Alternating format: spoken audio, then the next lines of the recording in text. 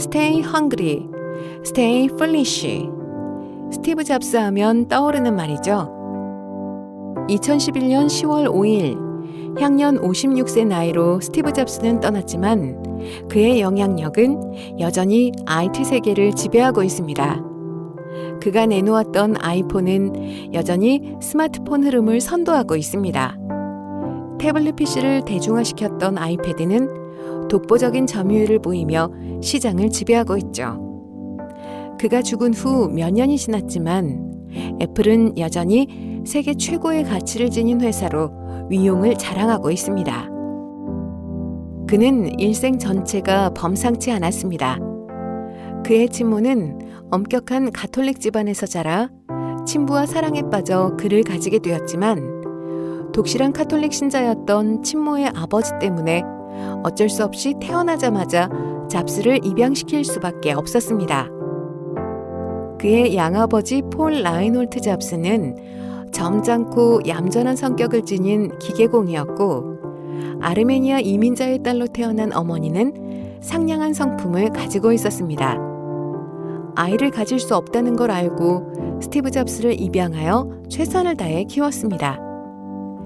잡스는 친부모에 대해서는 거리감을 두었지만 양부모에 대해서는 그분들은 1000% 제 부모님입니다 라고 말할 정도로 애정을 과시했죠. 잡스는 어릴 때부터 거의 비행 청소년이자 사고뭉치였지만 전자제품에는 유독 관심이 많았습니다.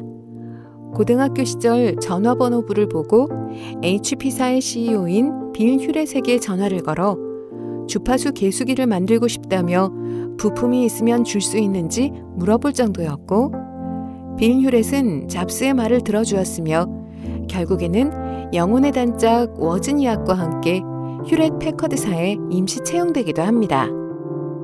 잡스는 리드 대학교에 입학했지만 필수 과목을 이수해야 한다는 학교 규정이 마음에 들지 않았고 듣고 싶은 과목만 들었습니다.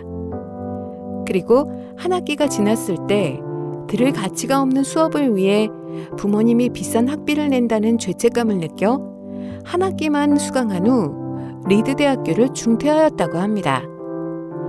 하지만 리드 대학교는 잡스가 퇴학 이후에도 기숙사에 머물며 수업을 청강할 수 있게 하였고 그 후 18개월 동안 잡스는 학교에 머물면서 여러 강의를 자유롭게 듣게 됩니다. 스티브 잡스는 1976년 스티브 워즈니악, 론 웨인과 함께 애플 컴퓨터를 창업하게 됩니다. 그리고 스티브 워즈니악이 개발한 애플 원을 출시합니다. 이는 최초의 개인용 컴퓨터로 반응이 꽤 좋았기 때문에 이후 애플 2를 내놓은 후 1977년 상장을 하게 됩니다. 이후 최초로 GUI를 탑재한 리사를 내놓았지만 이는 실패를 하고 부진한 성적을 기록하던 잡스는 애플에서 쫓겨납니다. 이후 잡스는 조지 루커스 감독의 컴퓨터 그래픽 회사를 인수하고 넥스트를 창업하고 넥스트는 후에 우리에게 너무나 잘 알려진 픽사가 됩니다. 10년간 6천만 달러를 투자하여 헐리우드 최고의 애니메이션 회사를 키워낸 뒤 그는 12년 만인 1997년에 애플로 화려하게 복귀하게 되고 실적 부진으로 전전긍긍하던 애플을 부활시키게 됩니다.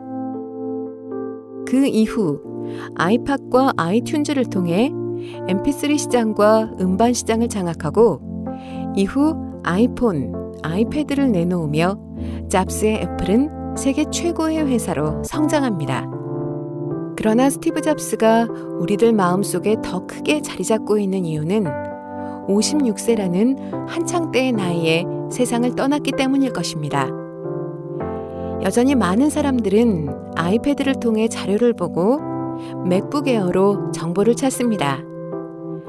그래서 그런지 때로는 그가 죽지 않은 것처럼 느끼는 사람들도 많은데요.